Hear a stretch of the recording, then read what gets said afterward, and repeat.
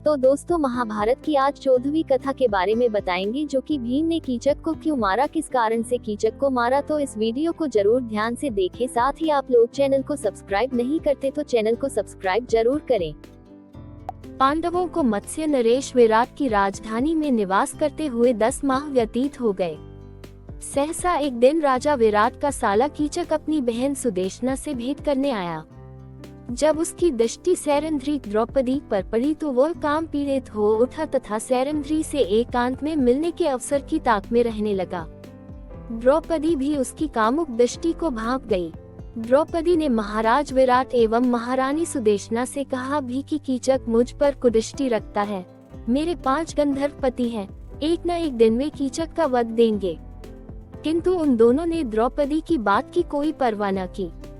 लाचार होकर एक दिन द्रौपदी ने भीमसेन को कीचक की कुदृष्टि तथा कुविचार के विषय में बता दिया। द्रौपदी के वचन सुनकर भीमसेन बोले, हे द्रौपदी, तुम उस दुष्ट कीचक को अर्धरात्रि में नृत्यशाला मिलने का संदेश दे दो। नृत्यशाला में तुम्हारे स्थान पर मैं जाकर उसका वध कर दूंगा। सैरंध्री ने बल्लभ भीमसेन की योजना के अनुसार कीचक को रात्रि में नृत्यशाला में मिलने का संकेत दे दिया। द्रौपदी के इस संकेत से प्रसन्न कीचक जब रात्रि को नृत्यशाला में पहुंचा तो वहां पर भीमसेन द्रौपदी की एक साड़ी से अपना शरीर और मुंह ढक कर वहां लेटे हुए थे। उन्हें सैरंध्री समझकर कमोत्तेजित कीचक बोला, हे प्रियतमे, मेरा सर्वस्व तुम पर न्यौछावर है। अब तुम उठो और मेरे साथ रमन करो। कीचक के वचन सुनते ही भीमसेन उछलकर उठ खड़े हुए और बोले, रे पापी, तू सैरंध्री नहीं अपनी मृत्यु के समक्ष खड़ा है। ले अब परस्त्री पर कुदृष्टि डालने का फल चख। इतना कहकर भीमसेन ने कीचक को लात और घूंसों से मारना आरंभ कर दिया। जिस प्रकार प्रचंड आंधी वृक्षों को झकझोर डालती है, उसी प्रकार भीमसेन कीचक को धक्के मार मार कर सारी नृत्यशाला में घुमाने लगे। अनेक बार उसे घुमा घुमा कर पृथ्वी पर पटकने के बाद अपनी भुजाओं से उसके गर्दन को मरोड़कर उसे पशु की मौत मार डाला। उसकी उस दुर्गति को देखकर द्रौपदी को अत्यंत संतोष प्राप्त हुआ। फिर बल्लभ और सैरंध्री चुपचाप अपने अपने स्थानों में जाकर सो गए। प्रातःकाल जब कीचक के वध का समाचार सबको मिला तो महारानी सुदेशना, राजा विराट, कीचक के अन्य भाई आदि विलाप करने लगे। जब कीचक के शव को अंत्येष्टि के लिए ले जाया जाने लगा तो द्रौपदी ने राजा विराट से कहा, इसे मुझ पर कुदृष्टि रखने का फल मिल गया। अवश्य ही मेरे गंधर्व पतियों ने इसकी ये दुर्दशा की है। द्रौपदी के वचन सुनकर कीचक के भाइयों ने क्रोधित होकर कहा, हमारे अत्यंत बलवान भाई की मृत्यु इसी सैरंध्री के कारण हुई है, अतः इसे भी कीचक की चिता के साथ जला देना चाहिए। इतना कहकर उन्होंने द्रौपदी को जबरदस्ती कीचक की अर्थी के साथ बांध के और शमशान की ओर ले जाने लगे। कंस, बल्लभ, वृहन्नला, तंतिपाल तथा ग्रांथिक के रूप में वहां उपस्थित पांडवों से द्रौपदी की ये दुर्दशा देखी नहीं जा रही थी, किंतु अज्ञातवास के कारण वे स्वयं को प्रकट भी नहीं कर सकते थे। इसलिए भीमसेन चुपके से परकोटे को लांघ कर शमशान की ओर दौड़ पड़े और रास्ते में कीचड़ तथा मिट्टी का सारे अंगों पर लेप कर लिया। फिर एक विशाल वृक्ष को उखाड़कर कीचक के भाइयों पर टूट पड़े। उनमें से कितनों को ही भीमसेन ने मार डाला। जो शेष बचे वे अपना प्राण बचाकर भाग निकले। इसके बाद भीमसेन ने द्रौपदी को सांत्वना देकर महल में भेज दिया और स्वयं नहा धोकर दूसरे रास्ते से अपने स्थान में लौट आए। कीचक तथा उसके भाइयों का वध होते देखकर महाराज विराट सहित सभी लोग द्रौपदी से भयभीत रहने लगे। कीचक के वध की सूचना आंधी की तरह फैल गई।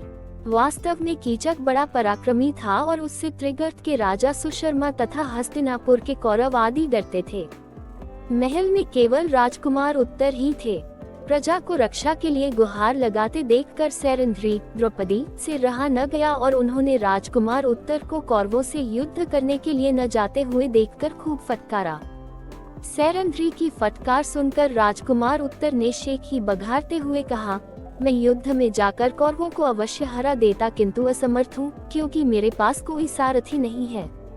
उसकी बात सुनकर सैरंध्री ने कहा, राजकुमार वृहन्नला बहुत निपुण सारथी है और वो कुंती पुत्र अर्जुन का सारथी रह चुकी है।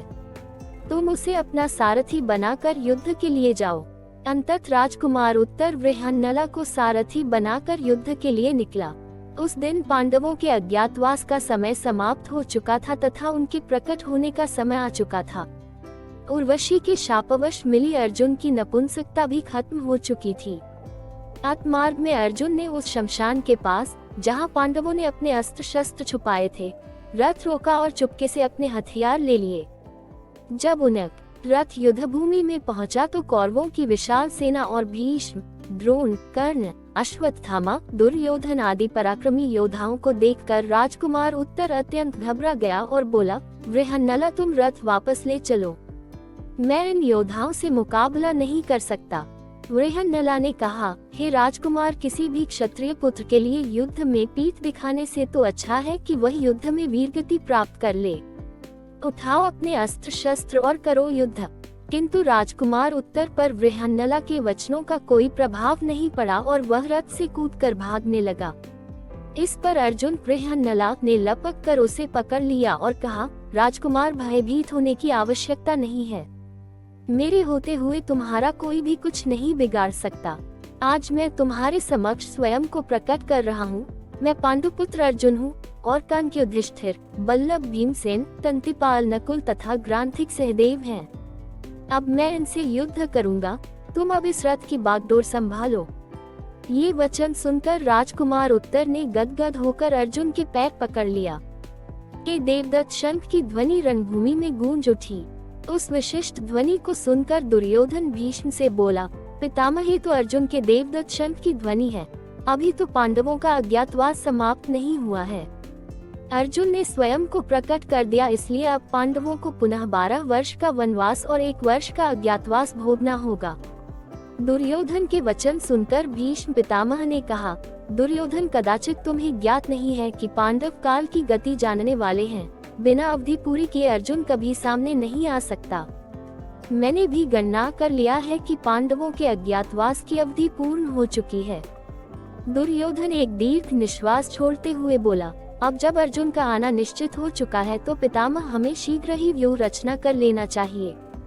इस पर भीष्म ने कहा, वत्स, तुम 1/3 सेना लेकर गौओं के साथ विदा हो जाओ।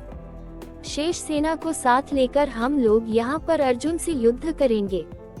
भीष्म पितामह के परामर्श के अनुसार दुर्योधन गौओं को लेकर 1/3 सेना के साथ हस्तिनापुर की ओर चल पड़ा। ये देखकर कि दुर्योधन रणभूमि से लौटकर जा रहा है, अर्जुन ने अपना रथ दुर्योधन के पीछे दौड़ा दिया और भागते हुए दुर्योधन को मार्ग में ही घेर कर अपने असंख्य बाणों से उसे व्याकुल कर दिया। अर्जुन के बाणों से दुर्योधन के सैनिकों के पैर उखड़ गए और वे पीठ दिखाकर भाग गए। सारी गौएं भी रंभाती हुई विराटनगर की ओर भाग निकली। दुर्योधन को अर्जुन के बाणों से घिरा देखकर कर्ण, द्रोण, भीष्म आदि सभी वीर उसकी रक्षा के लिए दौड़ पड़े। कर्ण को सामने देखकर अर्जुन के क्रोध का पारावार न रहा।